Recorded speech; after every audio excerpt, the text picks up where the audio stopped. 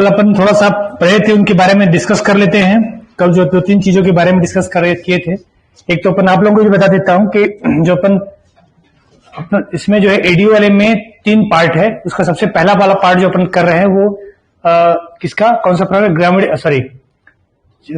ग्राम पंचायत अधिनियम वाला जो पार्ट है। तो ग्राम पंचायत अधिनियम में पहले अपन कल जो चर्चा किए थे वो सिर्फ क्या चर्चा किए थे कि इसके इतिहास पर चर्चा किए थे और 2-3 चीजों पर चर्चा किए थे कि वैदिक काल में भी ग्राम पंचायत व्यवस्था थी और इसको क्या कहते, ग्रामीणी कहा जाता था। और अपना जो है बौद्ध काल में इसको क्या कहते, ग्राम भोजक जैसे शब्द कह देते थे।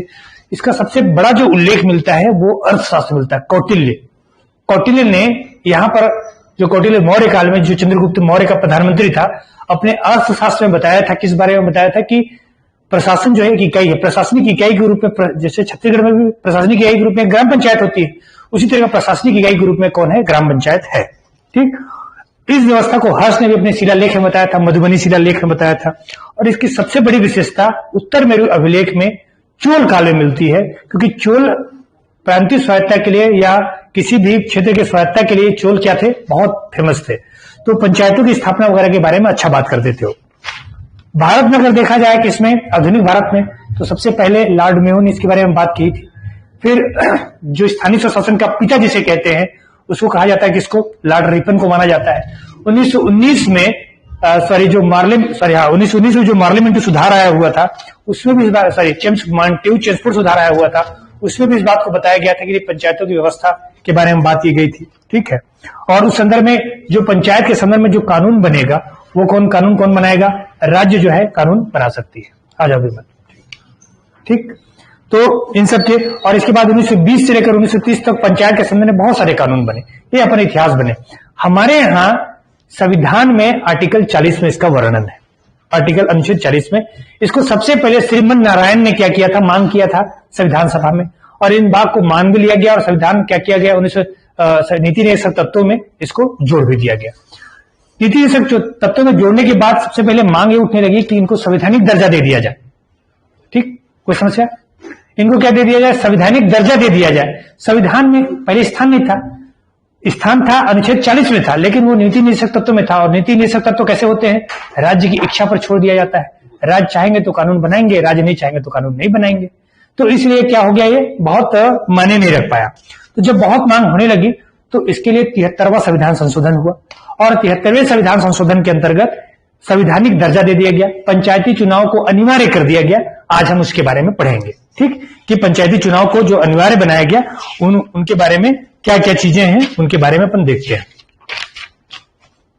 कौन सा संविधान संशोधन था ये, है ना, अपन क्रम से देखते चलते हैं और समझते चलते हैं। सबसे पहले ये जान लीजिए कि जो पंचायतों को संवैधानिक दर्जा देना,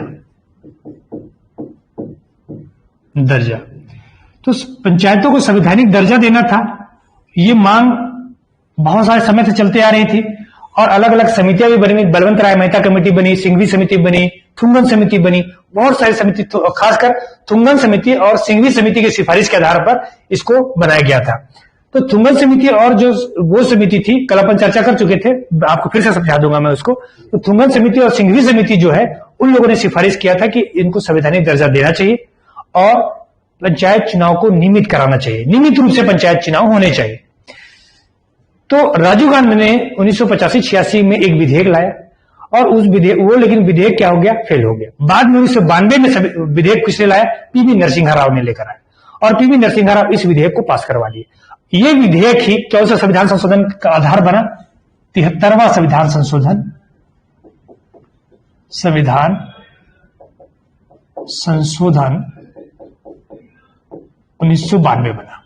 ठीक, 73वां संविधान संशोधन 1992 के तहत पंचायतों को क्या दर्जा दे दिया गया, संवैधानिक दर्जा दे दिया गया। और क्या जोड़ा गया इसमें, भाग 9। कौन सा भाग जोड़ दिया गया, भाग 9। आप लोगों को पढ़ाया हूं, भाग 9 याद किया है। भाग 9 में कौन से अनुच्छेद हैं, आर्टिकल 243 से लेके 243 ओ तक, या हिंदी में अपन बोले तो क्या बोलते हैं इसको, अड़क तक, यही होता है। ठीक, एबीसीडी। लगभग कितने अनुच्छेद है इसमें, 16 अनुच्छेद है। कितने अनुच्छेद है इसमें? 16 अनुच्छेद है। 73वां संविधान संशोधन 1992 संवैधानिक दर्जा दिया गया पंचायतों को। भाग 9 में 243 और 243 ओ तक है, 16 भाग दिए गए। और इसके अलावा 11वीं अनुसूची जोड़ी गई। कौन सी अनुसूची जोड़ी गई? 11वीं अनुसूची जोड़ी गई, जिसमें 29 विषय हैं। और 29 विषय को इसमें यह दिया गया कि पंचायत 29 विभिन्न क्षेत्रों में कौन कौन से क्षेत्रों में पंचायत काम कर सकते हैं। ठीक है, पंचायत जिन भी क्षेत्रों में काम कर सकते हैं उस 29 क्षेत्रों की अनुसूची कहां दी गई है? 11वीं अनुसूची जोड़ी गई है। यह कब जोड़ी गई? 1992 में। कौन से संविधान संशोधन के अंतर्गत? 73वें संविधान संशोधन के अंतर्गत। क्लियर? इसके अलावा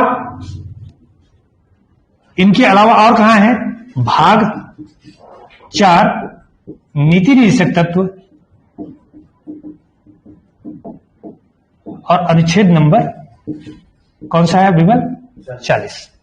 अनुच्छेद नंबर 40 में भी दिया गया है, अनुसूची 11 में भी दिया गया है, भाग 9 में भी दिया गया है। ये मूल संविधान में थे, ये बाद के संविधान में दोनों जोड़े गए संशोधन के माध्यम से। बस पंचायतों गठन, तो पंचायतों का गठन ये किसके इच्छा पर छोड़ दिया गया? राज्यों की इच्छा पर छोड़ दिया गया। अब पंचायत के संदर्भ में जो भी कानून बनाएगा कौन बनाएगा? राज्य बनाएगा। तो राज्य की इच्छा पर छोड़ दिया गया। किसी राज्य ने लागू किया, किसी राज्य ने लागू नहीं किया। इसीलिए सामुदायिक विकास कार्यक्रम लाया गया 1952 में। और सामुदायिक विकास कार्यक्रम की असफलता के बाद बहुत सारी समितियां बनी, और समितियां बनने के बाद 1959 में क्या बनाया गया? राजस्थान के नागौर जिले में पंचायती राज व्यवस्था को लागू किया गया। ठीक, और उन्हीं के तहत फिर क्या किया गया? ये संवैधानिक व्यवस्था बना दी गई। इसके तहत पंचायत चुनाव को क्या बना दिया गया? अनिवार्य बना दिया गया। चुनाव कराने ही होंगे। कोई भी राज्य अब चाहे ऐसा कि हम पंचायतों का चुनाव नहीं करवाएंगे तो ये नहीं, ऐसा नहीं हो सकता। उनको पंचायत के चाहे किसी भी स्तर पर, चाहे एक स्तर पर 2, 3, 4 चार स्तर तक होते हैं, जिस भी चाहे स्तर को रख सकते हैं, चाहे हटा सकते हैं, लेकिन उनको पंचायत के चुनाव कराने होंगे। बस कुछ क्षेत्रों को छोड़कर, अपवाद में अपन अभी चर्चा करेंगे कौन से क्षेत्रों से हटा दिया गया है, उन क्षेत्रों को छोड़कर। ठीक, इसमें कितने विषय रख दिए गए हैं? 29 विषय रखेंगे, ये ध्यान रखना है आपको।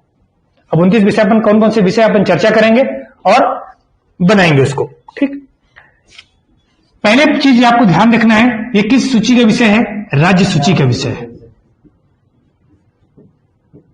कल ही मैंने आप लोगों को बताया था कि कल आप लोग नहीं थे, लेकिन ऑनलाइन वालों को, सब ऑनलाइन वालों को मैंने बताया था कि जो राज्य सूची का विषय होता है, 3 सूचियां होती हैं। आप लोगों को बता चुका हूं, राज्य सूची, केंद्र सूची और समवर्ती सूची।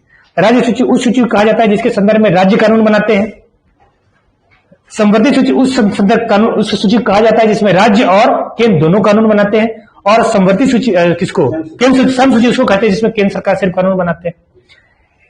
1919 के अधिनियम में पहले ही तय कर दिया गया था कि जो पंचायत वाले मामले होंगे वो कहां कौन बनाएगा कानून? प्रांतीय मामले होंगे, प्रांत कानून बनाएंगे इसके संदर्भ में। ठीक है, मॉन्टेग्यू चेम्सफोर्ड सुधार में यह बात कह दी गई थी। ये राज्य सूची के विषय है। तो मतलब वर्तमान में पंचायतों के संदर्भ में जो भी कानून बना है, ये 73वां संविधान संशोधन छोड़ के, 73वां संविधान संशोधन किसने बनाया है? केंद्र सरकार ने बनाया है। लेकिन अब जो कानून बनेंगे, अब जो नियम बनाए जाएंगे, किसके द्वारा बनाए जाएंगे? राज्यों के द्वारा बनाए जाएंगे। इसलिए हर राज्यों के चरण अलग अलग, कोई 2 स्तरीय पंचायत व्यवस्था को लागू करता है, कोई 3 स्तरीय पंचायती व्यवस्था को, कोई 1 स्तरीय पंचायती राज, और कोई 4 स्तरीय पंचायती राज व्यवस्था को लागू करके बैठा है। हमारे यहाँ कैसा है? 3 स्तरीय पंचायती राज व्यवस्था है। क्लियर है? कौन सी विषय है? राज्य सूची के। अब जो 73वां संविधान संशोधन 1992 था, इसके टाइमिंग और संबंधित चीजों को बहुत पूछता है। एक एक डेट आपको पता होना चाहिए, कब लोकसभा में पारित हुआ, कब राज्यसभा में पारित हुआ, कब जगह पारित हुआ, इन आपको ध्यान से चाहिए। तो याद रखिएगा, लोकसभा में पारित हुआ 22 दिसंबर को 1992। राज्यसभा में 23 दिसंबर को, एक दिन बाद 1992 को। ठीक, राष्ट्रपति के हस्ताक्षर के लिए याद रखिए कि ये चूंकि राज्य सूची का विषय था, तो लोकसभा में पहले आया, लोकसभा में पेश हो जाने के बाद राज्यसभा में आया। 22 दिसंबर 1992 को लोकसभा में पारित हो गया। इसके बाद 23 दिसंबर को राष्ट्रपति द्वारा पारित हो गया। इसके बाद 17 राज्यों का समर्थन प्राप्त लेना था इसको। कितने राज्यों का? 17 राज्यों का समर्थन प्राप्त हुआ और 17 राज्यों के समर्थन के बाद राष्ट्रपति के हस्ताक्षर हुए। ये कब हुए? 20 अप्रैल को, 20 अप्रैल 1993 को। क्लियर? 23 दिसंबर 1992 को लोकसभा में, 22 दिसंबर को लोकसभा में, 23 दिसंबर को राज्यसभा में। 17 राज्यों के समर्थन के बाद राष्ट्रपति के हस्ताक्षर कब हुआ? 20 अप्रैल को। लेकिन ध्यान रखिएगा, 20 अप्रैल को राष्ट्रपति के हस्ताक्षर तो हो गए, लेकिन ये पूरे देश में जो लागू है वो कब हुआ? 24 अप्रैल को 1993। इसीलिए 24 अप्रैल का जो दिन होता है उसे घोषित किया गया है क्या? पंचायती राज दिवस। पंचायती राज दिवस के रूप में इसको क्या किया जाता है? मनाया जाता है हर साल। ठीक? राष्ट्रपति के हस्ताक्षर कब हुए थे? 20 अप्रैल को, लेकिन पूरे देश में लागू कब किया गया इसके? 24 अप्रैल को 1993 में लागू हुआ। मतलब ये अधिनियम बना 92 में, लागू कब हुआ? 1993 में। कंफ्यूज नहीं होना है। ठीक? और इस अधिनियम में चुनाव को अनिवार्य रखा गया है। 73वां संविधान में भाग 9 जोड़े गए हैं, 11वीं अनुसूची जोड़ी गई है। भाग 9 में 243 ओ जोड़ा गया है। निधि निश्चित तत्व में पहले से इसकी व्यवस्था थी। राज्य सूची का विषय है पंचायत वाला मामला। 22 दिसंबर को लोकसभा में, 23 दिसंबर को राज्यसभा में, 20 अप्रैल को राष्ट्रपति ने हस्ताक्षर किया और 24 अप्रैल को क्या हो गया? संपूर्ण देश में लागू हो गया। क्लियर? इतना ध्यान रहेगा। जिस समय ये 73वां संविधान संशोधन लागू किया गया, उस समय जो प्रधानमंत्री था, पीएम जो थे, वो कौन थे? पीवी नरसिम्हा राव। ठीक? इससे पहले राजीव गांधी ने भी इसके लिए प्रयास किया था। राजीव गांधी ने पारित कराने की कोशिश की थी, लेकिन राजीव गांधी का जो प्रपोजल था वो क्या कर दिया गया? फ्यूज हो गया। बाद में पीएम का कौन बना? 92 में पीवी नरसिम्हा राव, इन्होंने इसको पारित करवाया। और इस समय जो राष्ट्रपति थे वो कौन थे? 92 में शंकर दयाल शर्मा। हाँ, शंकर दयाल शर्मा। क्या इनके जस्ट बाद है जब छत्तीसगढ़ का गठन हुआ 2000 में, तब उस समय के आर नारायण हो गए थे। अभी कौन है? शंकर दयाल शर्मा। जिस समय क्या हुआ था? पंचायती राज्यों को लागू किया गया, पंचायत राज अधिनियम को, 73वां संविधान संशोधन को लागू किया गया। उस समय इसके उसमें पीएम कौन थे? पीवी नरसिम्हा राव। और राष्ट्रपति हमारे कौन थे? शंकर दयाल शर्मा। क्लियर? तो 73वें संविधान संशोधन के बारे में कम से कम आपको इतना चीज फैक्ट डाटा के रूप में इतना चीज जानना होगा। ठीक? अब 73वें संविधान संशोधन जो भाग 9 है, 243 से लेकर 243 ओ तक,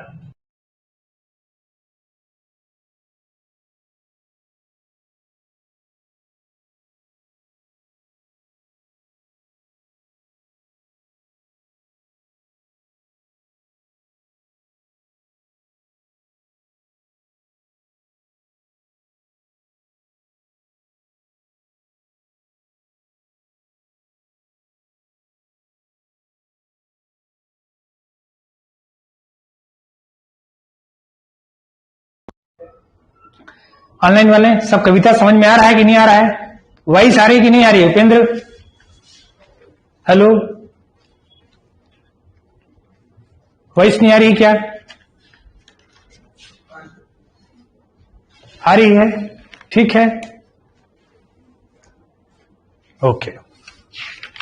समझ में आ रहा है आप लोगों को? समझ रहे हैं ना? ठीक, देखते हैं अब सीधे सीधे जो 73वां संविधान संशोधन था, आर्टिकल 243 है। एक ही अनुच्छेद है। कौन सा अनुच्छेद है? आर्टिकल 243। हम उस पर क्या करेंगे? चर्चा करेंगे। तो पहले आर्टिकल पर आते हैं, अनुच्छेद 243। सिर्फ 243, क्योंकि 243 से कहां तक है? 243 ओ तक है। 243 से 243 ओ तक है। कितने अनुच्छेद हैं इसमें? 16 अनुच्छेद है। 16 अनुच्छेदों के बारे में 73वां संविधान संशोधन बताता है। तो एक एक अनुच्छेद के बारे में देखेंगे। सबसे पहले अनुच्छेद 243 पर क्या कहता है? अनुच्छेद 243, 243 में कहा गया है, परिभाषा खंड बताया गया है। हर चीज की परिभाषा। तो अब चूंकि किसके बारे में? 73वां संविधान संशोधन पंचायतों के गठन के संदर्भ में है। तो परिभाषा किसके बारे में बताएगा? पंचायत के बारे में बताएगा। ठीक, तो 3 चीजों की परिभाषा बताता है।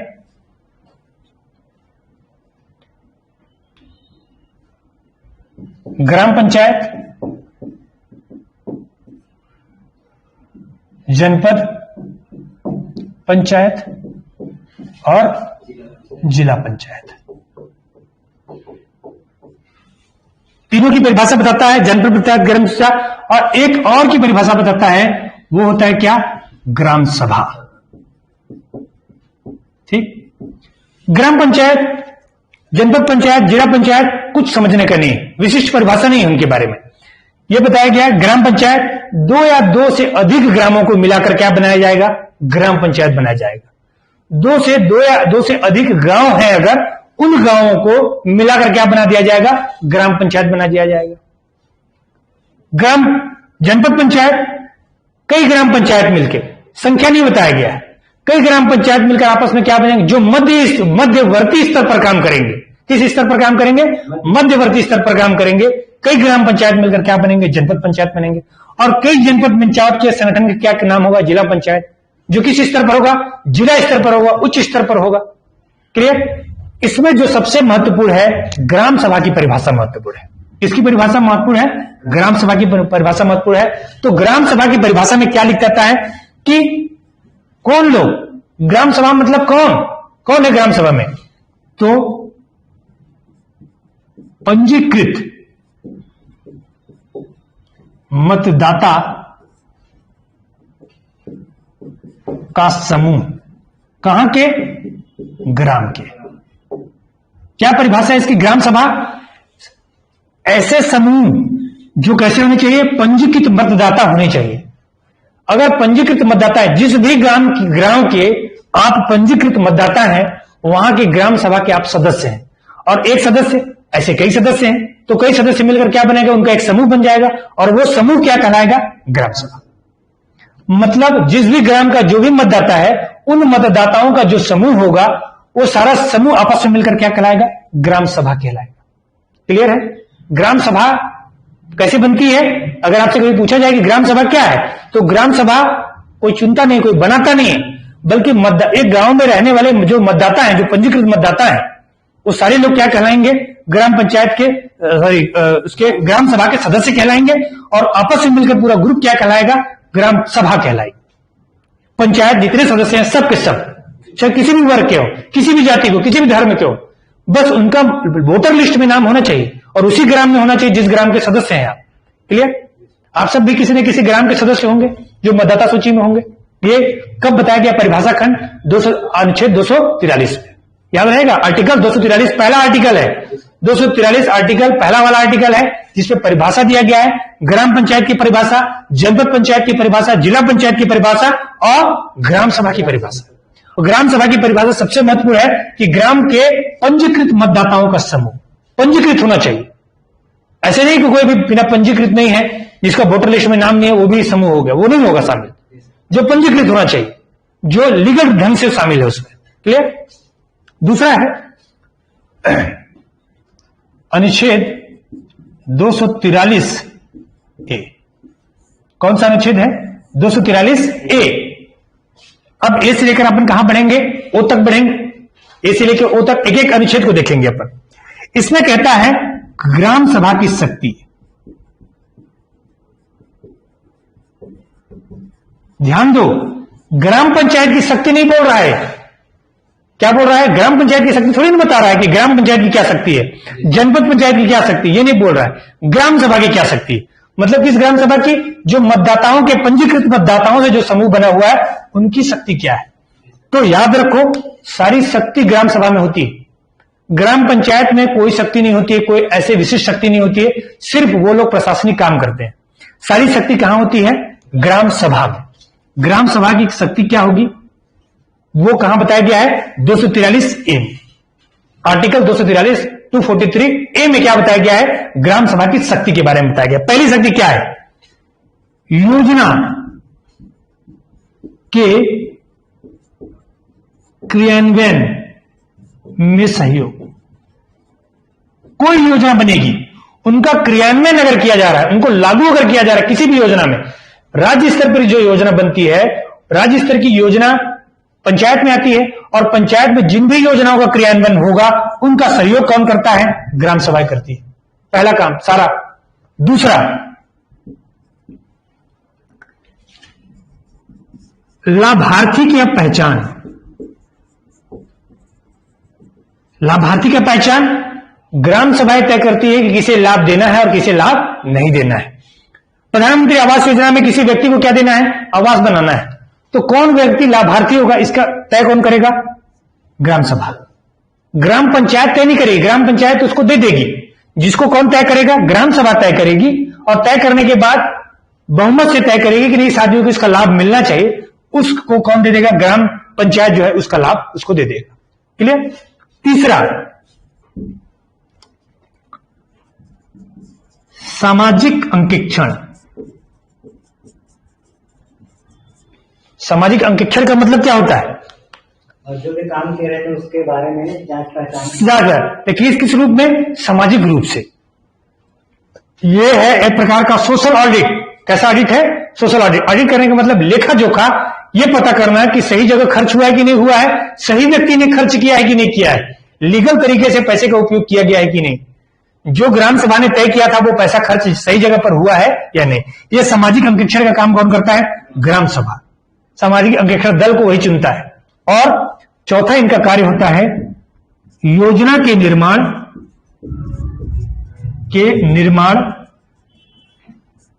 क्रियान्वयन सभी स्तर पर समन्वय। मतलब योजना का अगर निर्माण करना हुआ वहां से लेकर समाप्त करने तक उसमें उसका हिस्सा रहेगा। कहीं ना कहीं हिस्सा का मतलब वो नहीं कि अपना बंटवारा लेगा, पैसे में हिस्सा नहीं लेगा वो। किसमें हिस्सा ले रहा है वो? इसमें हिस्सा ले रहा है कि उसके कार्य क्या होंगे, मॉनिटरिंग करेगा वो। ठीक है, वो क्या करता है? मॉनिटरिंग। ये किसका है? 243 में किसकी शक्ति बताई गई? ग्राम सभा की शक्ति। कितनी शक्ति? 4 शक्ति इनकी। योजना के क्रियान्वयन में सहयोग है, लाभार्थी की पहचान कराना, सामाजिक अंकेक्षण, सोशल ऑडिट और योजना के निर्माण, डिसीजन मेकिंग, योजना के निर्माण में और क्रियान्वयन में, इंप्लीमेंट जो होगा उनके लिए सभी स्तर पर क्या होगा? इनमें काम करेंगे। कौन काम करेगा? ग्राम सभा काम करेंगे। क्लियर? ये कौन से कहां बताया गया? 243 ए में बताया गया। अगले अनुच्छेद में चलते हैं। अनुच्छेद 243 ऑनलाइन वालों को यहां दिख रहा है कि नहीं? 243 बी बताया गया है पंचायतों का गठन। क्या बताया गया है? पंचायतों का गठन। कहां? 243 बी। 243 में क्या बताया गया था? परिभाषा। ग्राम पंचायत, जनपद पंचायत, जिला पंचायत और ग्राम सभा की परिभाषा। 243 ए में ग्राम सभा की शक्ति के बारे में बताया गया। 243 में पंचायतों का गठन। तो पंचायत कितने प्रकार के हैं भाई? 3 प्रकार के पंचायत हैं। उन पंचायतों का गठन के बारे में बताया गया है। पंचायतों का गठन, कितने पंचायत हैं?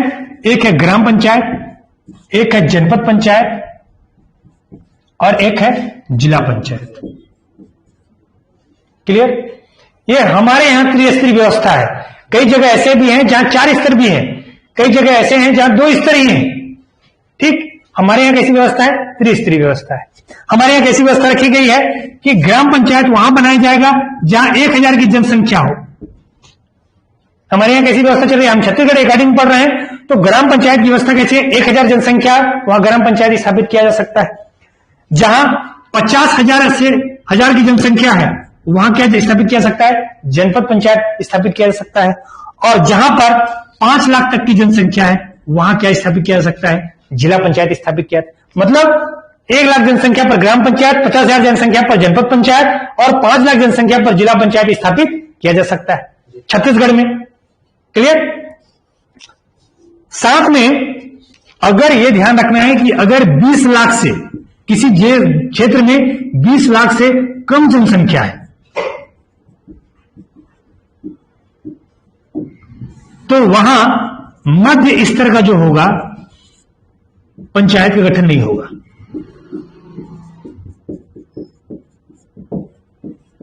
मतलब जनपद पंचायत वहां पर हटा दिया जाएगा, जनपद पंचायत वहां नहीं रखा जाएगा।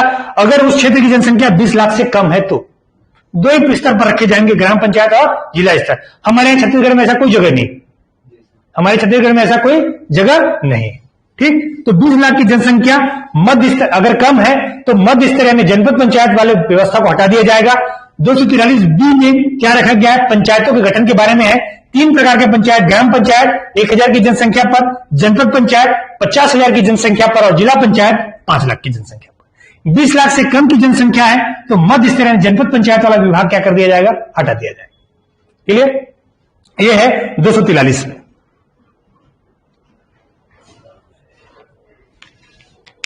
फिर मिटा दूं इसको, आगे बढ़ूं।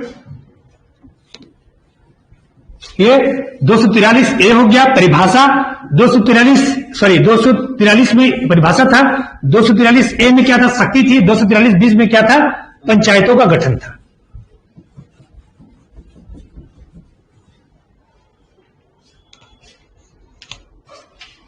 अब बढ़ते हैं 243 सी, अनुच्छेद 243 सी। ठीक, क्या है 243 सी में भाई? 243 में है कि ये जो पंचायत है, जो ग्राम पंचायत वगैरह है, वो किसका है, राज्य सूची का विषय है। हम तो जानते हैं किसका विषय है, राज्य सूची का विषय है। तो पंचायत की संगठन एवं संरचना, पंचायत की संगठन और संरचना कैसी होगी, कैसे संगठन स्थापित किया जाएगा, इनकी संरचना, इनकी बनावट कैसे होगी, इनकी ये तय करने की शक्ति किसको दी गई है, राज्य सरकार को। क्यों राज्य सरकार को दिया गया है? क्योंकि वो राज्य सूची का विषय है।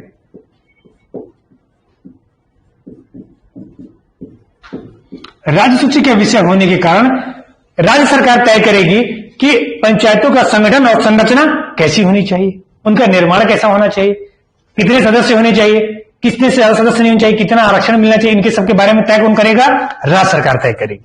ठीक, राज्य सरकार यह तय करती है कि इनका चुनाव कैसे होगा, कैसे होगा, या तो प्रत्यक्ष रूप से होगा या तो अप्रत्यक्ष रूप से होगा। क्लियर, इनका चुनाव कैसे होता है, प्रत्यक्ष या अप्रत्यक्ष रूप से। इसमें सरपंच का चुनाव कैसे होता है, प्रत्यक्ष रूप से, जबकि उप सरपंच का कैसे होता है, अप्रत्यक्ष रूप से। जनपद पंचायत अध्यक्ष, अब अध्यक्ष उपाध्यक्ष दोनों का अप्रत्यक्ष ढंग से हो रहा है। जिला पंचायत अध्यक्ष और उपाध्यक्ष दोनों का किससे हो रहा है, अप्रत्यक्ष ढंग से। जबकि जिला पंचायत के सदस्यों का और जनपद पंचायत के सदस्यों का कैसे हो रहा है, प्रत्यक्ष ढंग से हो रहा है। पंचों का कैसे होता है, प्रत्यक्ष ढंग से होता है। तो जो सीधे वोट देते हो वो प्रत्यक्ष है, और जो आपके चुने हुए वोटर आपको उसको वोट दे रहे हैं, चुन रहे हैं, वो कैसा हो जाएगा, अप्रत्यक्ष है। ठीक, तो प्रत्यक्ष और अप्रत्यक्ष ढंग से कैसे हो सकता है उनका चुनाव, ये कौन तय करेगा, राज्य सरकार। कि प्रत्यक्ष होगा चुनाव कि अप्रत्यक्ष होगा चुनाव, किस व्यक्ति को प्रत्यक्ष ढंग से चुना जाएगा और किस ढंग से अप्रत्यक्ष ढंग से चुना जाएगा, ये कौन चेक करेगा। साथ में यह भी तय करना है कि मध्य स्तर पर और जिला स्तर पर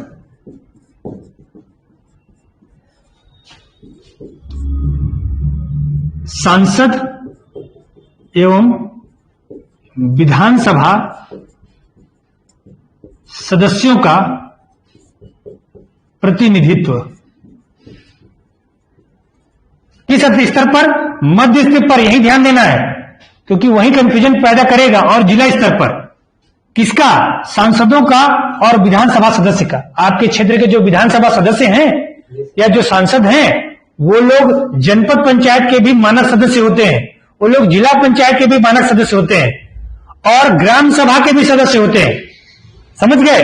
लेकिन ग्राम पंचायत के सदस्य नहीं होते, वो किसके सदस्य होते हैं, जनपद के भी होंगे और ग्राम सभा के, क्योंकि जिस ग्राम में रहते हैं वहां तो वोटर लिस्ट में उनका नाम है, तो ग्राम सभा के सदस्य हो गए। लेकिन उस ग्राम पंचायत के सदस्य नहीं है और न इनको प्रतिनिधित्व दिया जाता है। लेकिन मध्य स्तर पर यानी जनपद स्तर पर और जिला स्तर पर इनको राज्य सरकार प्रतिनिधित्व देती है। ये जनपद पंचायत सदस्य के रूप में और जिला पंचायत सदस्य के प्रतिनिधि के तौर पर यहां मौजूद होते हैं, मीटिंग में बैठते हैं, चर्चा करते हैं, इनका प्रतिनिधित्व होता है। तो ये सब कौन तय करेगा? राज्य सरकार। क्या क्या तय करेगी? पंचायत का संरचना और संगठन कैसा होगा तय करेगा कौन? राज्य सरकार, मतलब विधानसभा प्रत्येक जन से चुनाव होना चाहिए या अप्रत्येक जन से, ये भी कौन तय करेगी? राज्य सरकार। मध्य स्तर पर और जिला स्तर पर सांसद और विधानसभा सदस्यों का कैसा प्रतिनिधित्व होगा, किस जनसंख्या के अनुपात में अपना प्रतिनिधित्व देंगे, ये कौन तय करेगा? राज्य सरकार।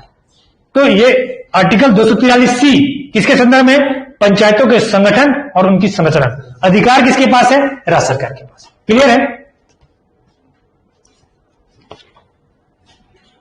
अनुच्छेद 243D,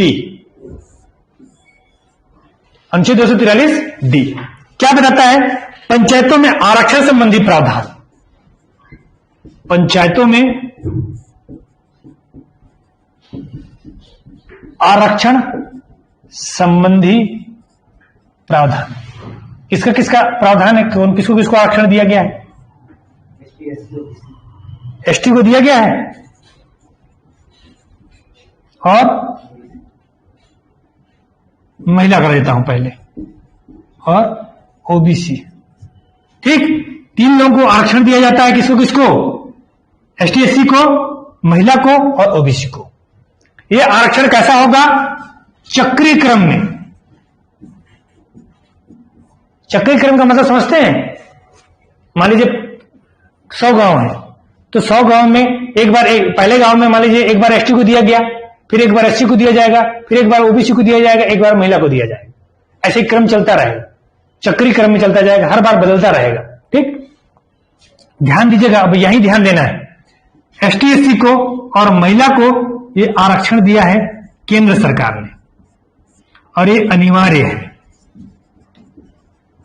अनिवार्य का मतलब हटाया नहीं जा सकता, आरक्षण देना ही होगा।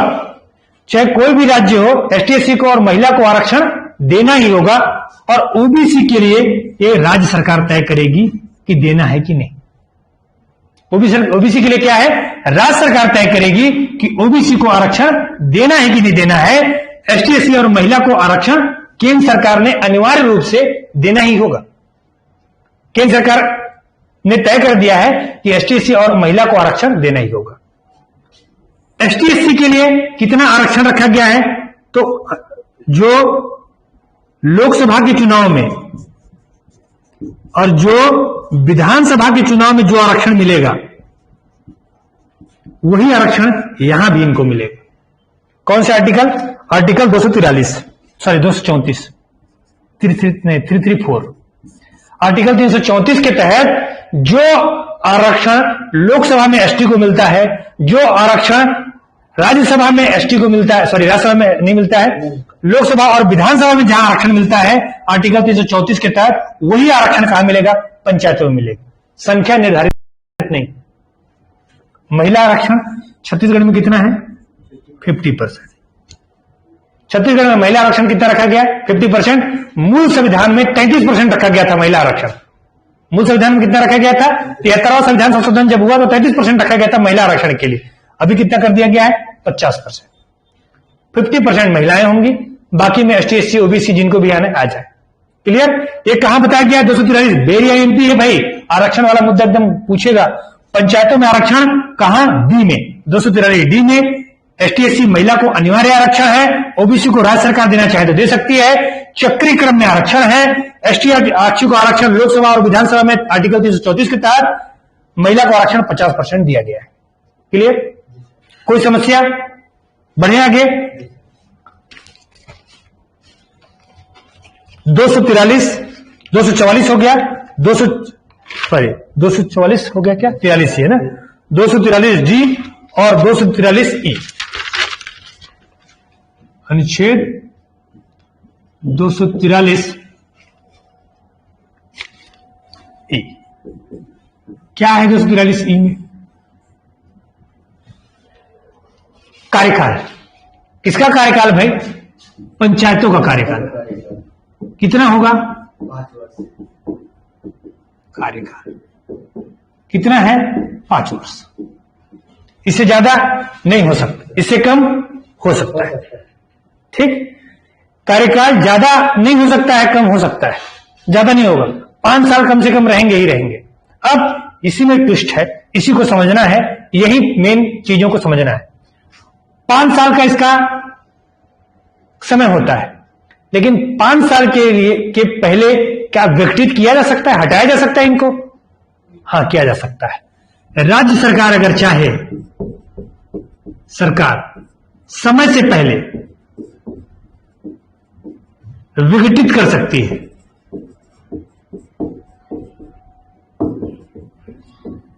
अगर राज्य सरकार चाहे तो अगर कोई ग्राम पंचायत 5 साल का कार्यकाल का है तो उसको 3 साल का कर सकती है, 3 साल बाद 2 साल के लिए वो क्या कर सकती है, छुट्टी कर सकती है। क्लियर? नया चुनाव, अगर पद खाली है, नया चुनाव कितने दिन में होगा? 6 माह। 6 माह के अंदर में चुनाव करवाने अनिवार्य ही होंगे। 6 महीने के अंदर क्या होंगे? चुनाव करवाने अनिवार्य ही होंगे। अब देखो, मान लो यहां समय से पहले विघटित कर दिया गया, 5 साल का कार्यकाल है और 2 साल के अंदर में क्या कर दिया गया, विधानसभा पंचायत को भंग कर दिया गया, बचा 3 साल। तो जो नया चुनाव होगा 6 माह के बाद, वो बचे हुए कार्यकाल के लिए होगा। किस कार्यकाल के लिए होगा? बचे हुए काल के लिए, न कि शेष कार्यकाल के लिए। ऐसा शेष कार्यकाल के लिए होगा, पूरे फिर से 5 साल नहीं जिएगा वो, उसके हिस्से का 2 साल कोई और भोग चुका है, तो दूसरा वाला जो बचा हुआ कार्यकाल होगा उसके लिए 5 शासन करेगा, न कि 5 साल में माइनस होकर करेगा। मतलब 5 साल के शासन में अगर 2 साल कर चुका है पिछड़ा वाला, तो नया जो चुनाव होगा वो 3 साल के लिए। क्लियर? बचे हुए कार्यकाल के लिए होगा। और एक चीज ध्यान रखना है, अगर जैसे विघटित कर दिए और विघटित करने में करीब कितना समय खत्म कर चुका है, 5.5 साल बिता चुका है, 5.5 साल बिता चुका है, मतलब अब 6 माह ही बचा है। चुनाव होने में कितना समय बचा है? 6 माह ही बचा हुआ है, तो चुनाव नहीं होंगे। ठीक है, क्योंकि 6 महीने में तो चुनाव होने वाला ही है और 6 महीने में चुनाव होता ही है, तो फिर तुरंत के लिए घोषणा करके क्या करेंगे, हड़बड़ा के सबके साथ होगा। 6 महीने जैसे तैसे बिता लो। तो पंचायतों का कार्यकाल 5 साल है। कहां बताया गया है? 243 ई में। ई में क्या बताया गया है? एज बताया गया है, कार्यकाल। ई फॉर एज से है, कार्यकाल बताया गया है, 5 साल इसका एज है। राज्य सरकार समय से पहले विघटित कर सकती है। अगला चुनाव 6 महीने के अंदर होगा। अगर 6 महीने के अंदर चुनाव हो जाता है तो बचे हुए कार्यकाल के लिए होगा। अगर विघटित होने में सिर्फ 6 महीने का समय बचा हुआ है 5 साल पूरा करने में, तो बचे हुए समय मतलब 6 महीने के लिए होगा और नहीं होगा। क्लियर? फिर से रिवाइज करा रहे, 243 में राज्य सूची का विषय संगठन और संरचना के बारे में बताया गया है। 243 डी में आरक्षण के बारे में बताया गया है। ST/SC के लिए आरक्षण दिया गया, महिला आरक्षण अनिवार्य है। 243 में पंचायतों का कार्यकाल जो कितना होगा? 5 साल होगा। क्लियर? कोई समस्या? बढ़े आगे। आप लोगों को भी समझ में आ रहा है ऑनलाइन वाले? हाँ, हमको जवाब दे सकते हैं आप लोग हैं?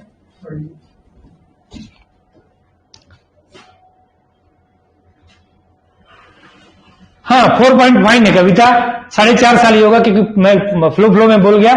आधे साल मतलब 5 साल का कार्यकाल अगर है तो 5 साल के कार्यकाल में वो कैसा होगा? 4.5, मतलब 4.5 जैसा बढ़ा, 5.5 में बोल गया तो 4.5 साल का कार्यकाल होगा, 6 महीने का नहीं होगा, 5.5 में बोल गया था, तो ठीक है 4.5 ही होगा। 6 महीने का जो समय बचा होगा उसी के कार्यकाल के लिए होगा। ठीक है कविता?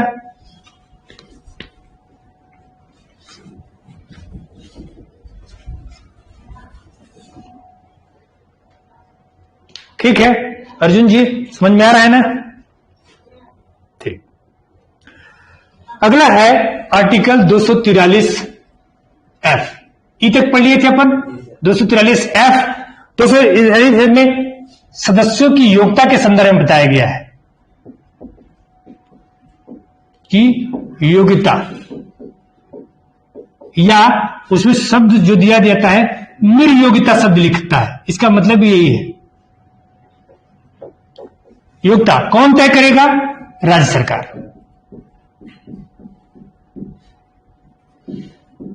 ठीक, संविधान के 73वें संविधान संशोधन में नहीं है, आगे अपन पढ़ने वाले हैं कि इनकी क्या योग्यता है और क्या निर्योग्यता नहीं होगी। इनकी योग्यता कुछ नहीं है, बस ऐसा है कि व्यक्ति क्या होना चाहिए? साक्षर होना चाहिए, 5 साल के अंतर्गत उसके अंदर क्या करना चाहिए, जलवाहित एक शौचालय निर्माण हो जाना चाहिए उसके घर में। दूसरा चीज, उसके 2 बच्चे से ज्यादा बच्चे नहीं होने चाहिए। इस तरह की योग्यता रखी गई है, ठीक, सामान्य योग्यता। इसका निर्धारण कौन करेगा, राज्य सरकार। समय समय पर बदल भी सकती है।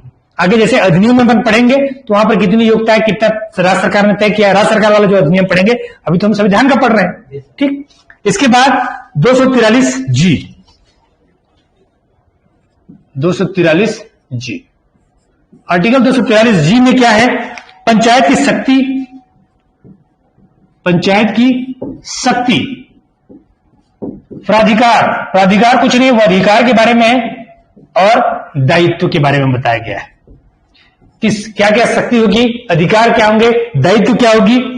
तो इनका जो मूल कार्य होता है, जितनी भी योजना वगैरह आप बारे में बात कर लें, सारे मूल कार्य, मूल चीजें कहां तैयार हो जाती है, यहां पर सामाजिक न्याय, इनका जो मूल कार्य है सामाजिक न्याय,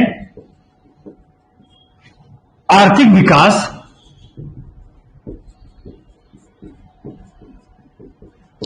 के लिए योजना को निर्माण करना, योजना का निर्माण और क्रियान्वयन,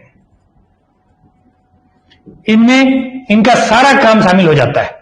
संविधान में आर्टिकल 243 जी में यही बताया गया है कि इनके क्या कार्य हैं। तो सामाजिक न्याय और आर्थिक विकास के लिए, सामाजिक न्याय मतलब लोगों को न्याय दिलाने के लिए, समाज में जो न्याय करना है, जिनको अधिकार दिलाने हैं, उनके लिए क्या करना है, काम करना है। और उनके आर्थिक विकास के लिए, उनके ग्रामीण विकास के लिए, उनके जनजीवन को बेहतर बनाने के लिए कोई भी योजना का निर्माण करना और उनका क्रियान्वयन करना किसका काम है, पंचायत का काम है। पंचायत मतलब हर प्रकार का पंचायत, ग्राम पंचायत, जनपद पंचायत या जिला पंचायत, तीनों पंचायत के बारे में, ठीक।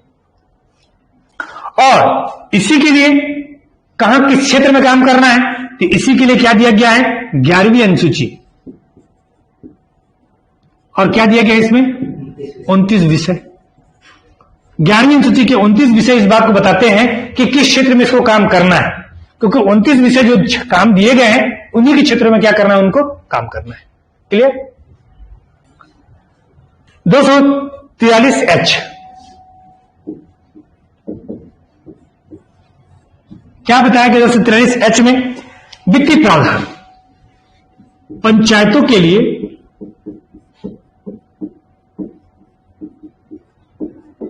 वित्तीय प्रावधान। वैसे तो छोटे मोटे कर पंचायत भी लगा सकते हैं, लेकिन उन करों से उनका कुछ होना जाना तो है नहीं, उसे कुछ बेहतर नहीं होता, तो उनको फंड चाहिए।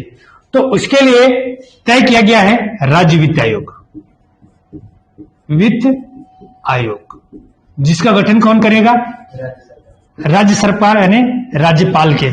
इसकी नियुक्ति कौन करेगा, राज्यपाल। किसकी मदद से, राज्य सरकार की मदद से। राज्य सरकार की मदद से राज्यपाल वित्त आयोग का गठन करेगा और पंचायतों को फंड देने के लिए व्यवस्था बनाएगा कि पंचायत को किस तरह के फंड दिया जाए। क्लियर।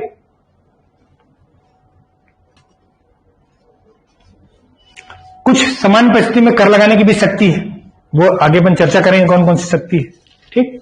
तो 3 अनुच्छेद यहां पर फिर चर्चा कर लेते हैं। 243 ऐप में क्या है, योग्यता के संदर्भ में है और उनकी निर्योग्यता के संबंध में। जो योग्यता और निर्योग्यता होगी वो कौन तय करेगा, राज्य सरकार। 243 जी में पंचायत के शक्ति एवं प्राधिकार एवं दायित्व दिए गए हैं। क्या काम है इनके, सामाजिक न्याय, आर्थिक विकास, योजना का निर्माण वगैरह इनके काम है, ठीक, और क्रियान्वयन है। 29 विषय है जो कहां दिया गया है, 11वीं अनुसूची में दिया गया है। 243 एच में पंचायतों के वित्तीय प्रावधान दिए गए हैं। इनके वित्तीय प्रावधान फंड देने के लिए कौन बनाया गया है, राज्य वित्त आयोग, जो राज्यपाल इसकी नियुक्ति करते हैं और राज्य सरकारों की मदद से करते हैं। क्लियर।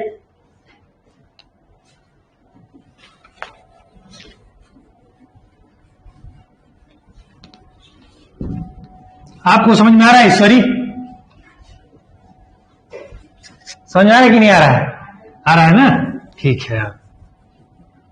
आपको कमलेश्वर आ रहा है समझ में ना, ठीक।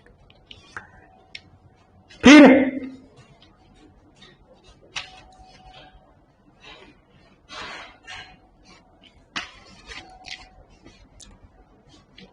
243, हाँ, ये जो अभी हमने क्या चर्चा किया, 243 एफ के बारे में ना, बस यहीं पर थोड़ा सा कंफ्यूजन रखिएगा, उसको मैं इसे चर्चा करते करते भूल गया हूं।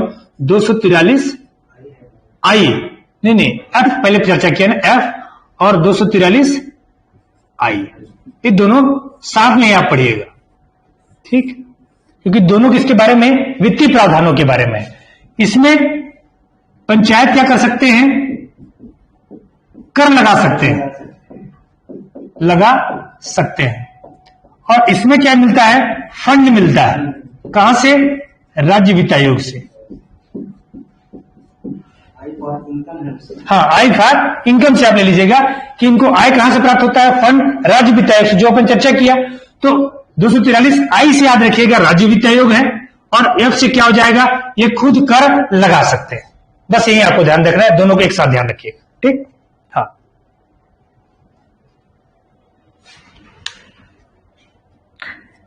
कितने में अनिवार्य कर लगाया जाता है, करों के बारे में अभी अपन चर्चा करेंगे, करारोपण के बारे में चर्चा करेंगे जब छत्तीसगढ़ पंचायती राज अधिनियम पढ़ेंगे, तो उसमें इस बारे में चर्चा हुआ है। अभी जो पढ़ रहे हैं 73वां संविधान संशोधन अधिनियम पढ़ रहे हैं। संविधान संशोधन अधिनियम में जो 73वें नंबर का संविधान संशोधन था, उसमें कहीं पर भी ये नहीं बताया गया कि कहां कर लगा सकते हैं, कहां कर नहीं लगाने हैं, वो किस पर अधिकार दिया गया है, वो राज्य सरकारों को, राज्य सूची के विषय है। तो राज्य जो जिन चीजों पर भी तय करेंगे उन पर ही वो कर लगा सकते हैं।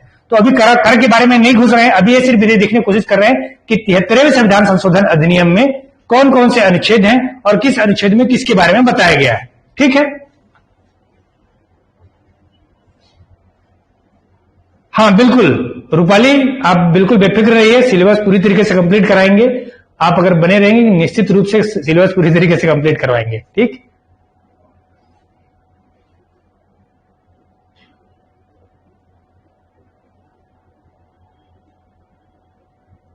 ठीक है, एफ निर्भरताएं, ठीक।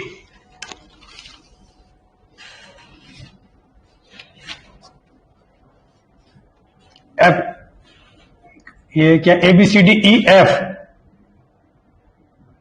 जी एच आई, ए एच होगा, आई, और इसके पहले क्या था, 243 ई एफ जी। हाँ, ये देखिए 243 जी में क्या था अपने पास, शक्ति प्राधिकार एवं दायित्व, शक्ति प्राधिकार एवं दायित्व थे। एच में क्या हुआ, अपने जो वित्तीय प्रावधान थे, कर लगा सकते हैं, उनके बारे में था। और आई में क्या था, फंड जो राज्य वित्त आयोग से संबंधित था, ठीक, क्लियर है। एफ में क्या है, निर्भरता है, ठीक है, उपेंद्र बता रहे हैं आप, एफ में निर्भरता है। आई में क्या है, राज्य वित्त आयोग के बारे में है, जो किसके संदर्भ में है कि वित्त आयोग का गठन किया जाएगा, किसके लिए, राज्यपाल द्वारा गठित किया जाएगा, ठीक। हाँ, कोई कंफ्यूजन इसमें, और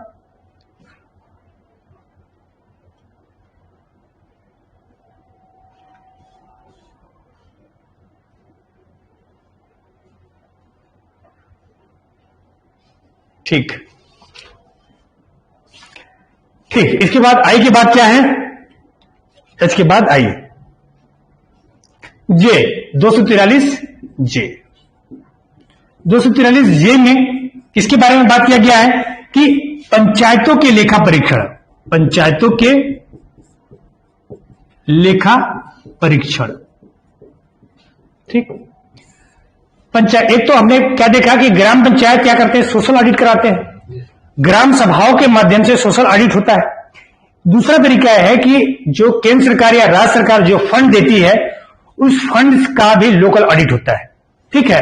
तो जब उन खर्च का सही जगह से, जैसे अभी 14वें वित्त या 15वां वित्त का जो धन आता है, उनका लोकल ऑडिट कराया जाता है, चेक कराया जाता है।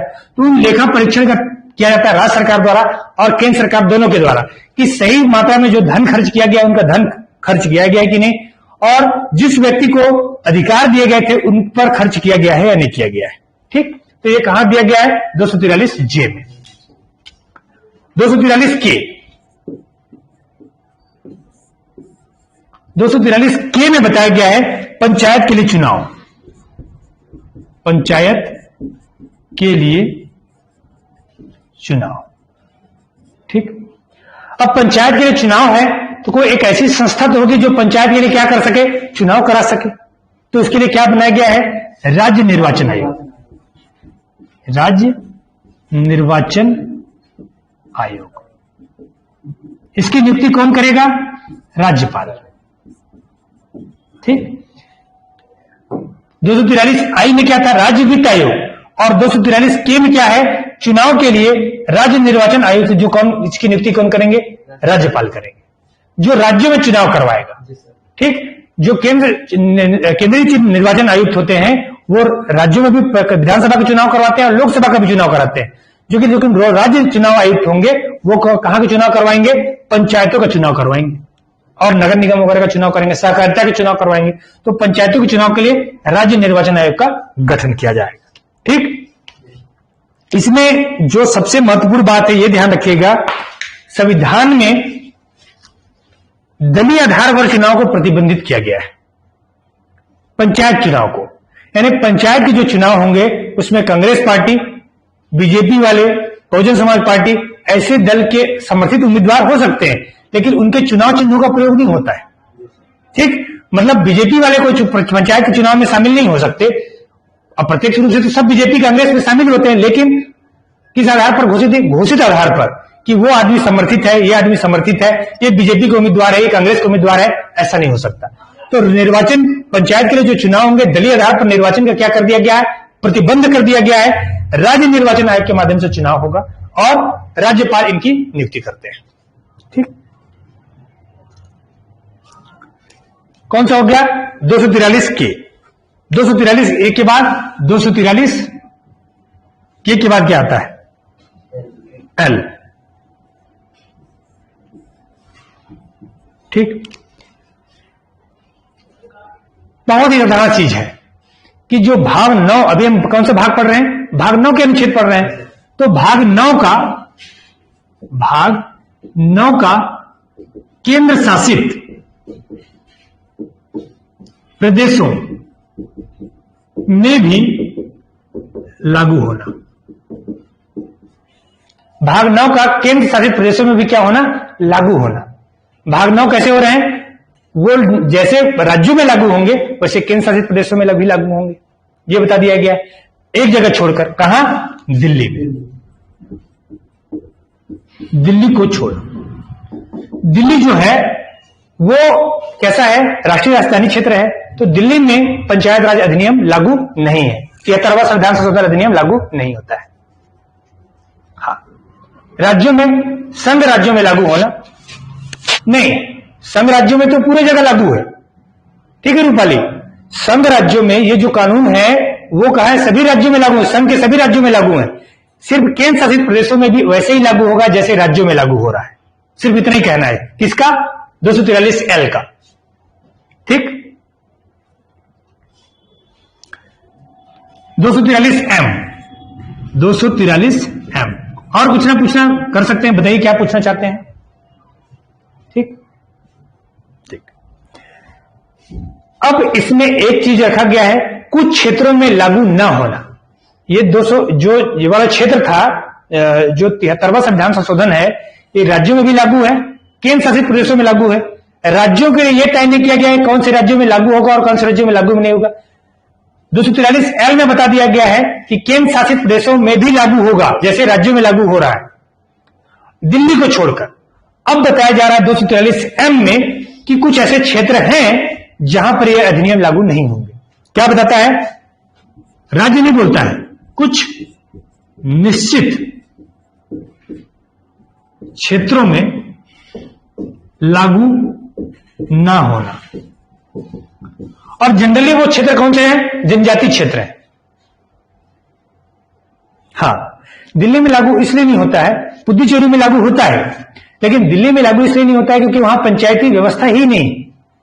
पंचायती व्यवस्था कहने का मतलब है वहां पर वहां का जो प्रशासन है, पंचायती राज जो व्यवस्था है वो ग्रामीण तंत्र की व्यवस्था है।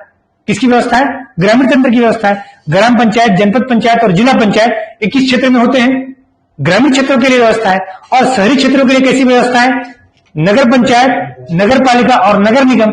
तो दिल्ली में कैसा है, वहां पर नगरीय प्रशासन की व्यवस्था चलती है, ग्रामीण प्रशासन की व्यवस्था नहीं। हाँ, यह मैं आपको बताने वाला हूं उपेंद्र कि जो है कौन कौन से ऐसे क्षेत्र हैं जो निश्चित क्षेत्र हैं। असम में भी लागू है, मेघालय, त्रिपुरा और मिजोरम में भी लागू है, लेकिन कुछ क्षेत्रों में उनकी कहां लागू नहीं है वो बता रहा हूं मैं आपको। देखिए, 3 राज्य ऐसे हैं जहां कौन कौन से, नागालैंड, मेघालय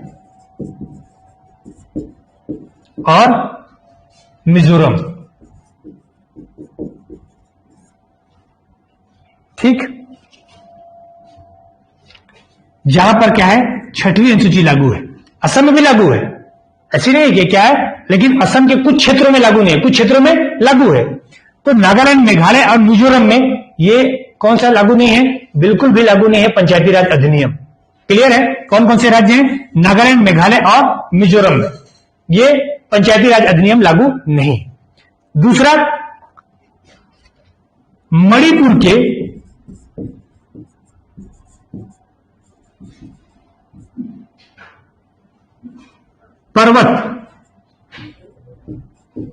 पर्वतीय क्षेत्र में जो जनजातियों से संबंधित क्षेत्र है मणिपुर का, वहां पर यह लागू नहीं। ठीक। तीसरा, दार्जिलिंग, असम का जो दार्जिलिंग वाला भाग है वहां का भी पर्वतीय क्षेत्र में क्या है, जो अनुसूचित क्षेत्र है वहां पर भी लागू नहीं है। 3 क्षेत्र याद रखिएगा, नागालैंड, मेघालय, मिजोरम में जहां छठवीं अनुसूची लागू है, यहां पर तीनों राज्यों में लागू नहीं है। तीसरा, मणिपुर के पर्वतीय क्षेत्र में लागू नहीं है। और चौथा, दार्जिलिंग के पर्वतीय क्षेत्र में क्या नहीं है, ये लागू नहीं है। और चौथा, जो दिल्ली राष्ट्रीय राजधानी क्षेत्र है, जहां पर नगरीय तंत्र शासन की व्यवस्था है, इसलिए यहां पर क्या है, लागू नहीं। ये कहां बताया गया है? 243M में बताया गया है, मना किया गया है कि यहां लागू नहीं। क्लियर? 243M में। तो 5वीं अनुसूची के जितने राज्य हैं सब में लागू है। हाँ, 6वीं अनुसूची के कुछ क्षेत्र में लागू नहीं है और कुछ क्षेत्रों में लागू है। लेकिन जनरली ऐसा देखा जाता है, इनमें व्यवस्था ऐसा बना के गया है कि जो जनजाति, विहर जनजाति वाले क्षेत्र हैं, उसमें एक एक्ट आता है, पेशा एक्ट आता है। अनुसूचित जनजातियों के लिए एक पेशा एक्ट है, वो क्षेत्र उनमें लागू होता है, इनमें लागू नहीं होता। ठीक। हाँ, आप लोगों का और कोई क्वेश्चन?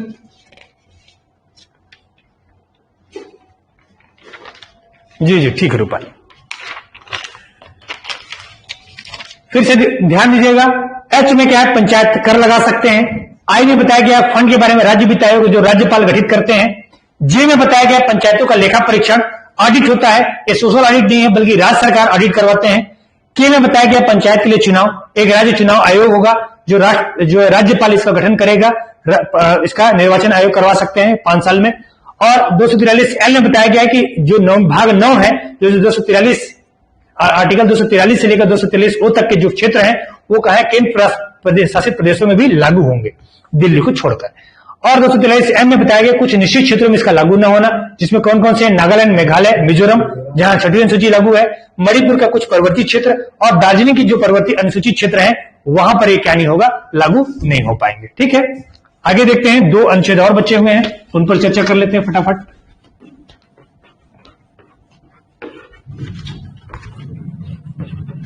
हाँ, आप लोग पढ़ने के बाद भी जो ऑनलाइन वाले हैं, बिल्कुल बेफिक्र रहिए, भेदभाव नहीं करूंगा मैं, किसी भी स्थिति से किसी से भेदभाव नहीं करता। उससे मुझे भेदभाव से क्या फायदा मिलेगा, तो आप उसके लिए चिंता मत कीजिए कि मैं आपसे भेदभाव करूंगा कभी भी। हाँ, जैसे चेक बॉक्स में आप लिखते हैं, तो अगर मान लीजिए पढ़ने के साथ भी आपके पास ये रहेगा, क्या रहेगा कि कोई क्वेश्चन आते हैं जिस समय आप पढ़ रहे होते हैं, या जब रिकॉर्डेड वीडियो देख रहे होते हैं तब भी कोई क्वेश्चन होते हैं, तो व्हाट्सएप नंबर जो कोचिंग का है, वहां पर भी आप लिखकर क्वेश्चन भेज सकते हैं। दूसरे दिन जब अपन आएंगे, सारे क्वेश्चन पर एक डिस्कस कर लेंगे, चर्चा कर लेंगे, तो वो भी डाउट जो है वो क्लियर हो जाएगा। तो बेफिक्र रहिएगा, भेदभाव करने से कोई वो नहीं है, भेदभाव नहीं करना चाहूंगा, बिल्कुल भी नहीं करना चाहूंगा। ठीक है। 243M, M के बाद क्या है? 243M में है विधियों और पंचायतों का बना रहना।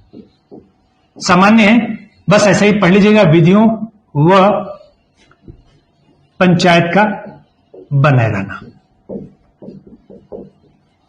किन परिस्थितियों में विधियां बने रहेंगी, किन परिस्थितियों में पंचायत बने रहेंगे, सामान्य सा है, बस अनुच्छेद याद रखिएगा। 243N, 243O लास्ट अनुच्छेद है। अब ध्यान दीजिएगा, निर्वाचन संबंधी परिसीमन संबंधी,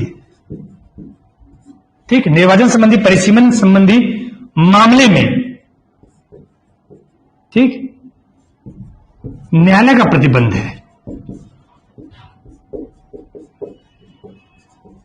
ठीक, ये ध्यान दीजिएगा कि अगर राज्य सरकार ने कोई नियम बनाया है और राज्य सरकार के नियम के अंतर्गत कोई कानून बनाया गया है और उस कानून में क्या किया गया है, व्यवस्था दी गई है, उसके तहत कोई निर्वाचन होता है या परिसीमन, क्षेत्रों का परिसीमन मतलब सीटों का परिसीमन कर दिया गया है, क्षेत्रों का परिसीमन कर दिया गया है, कितने सीट होने चाहिए किस क्षेत्र में, कितने कितने क्षेत्र का जनसंख्या के आधार पर कितना विभाजन होगा, इस तरह का अगर कोई भी विवाद आता है वो न्यायालय में क्या नहीं होंगे, वाद योग्य नहीं होंगे, न्यायालय इनके लिए सुनने के लिए योग्य नहीं है, न्यायालय उनमें हस्तक्षेप नहीं करे।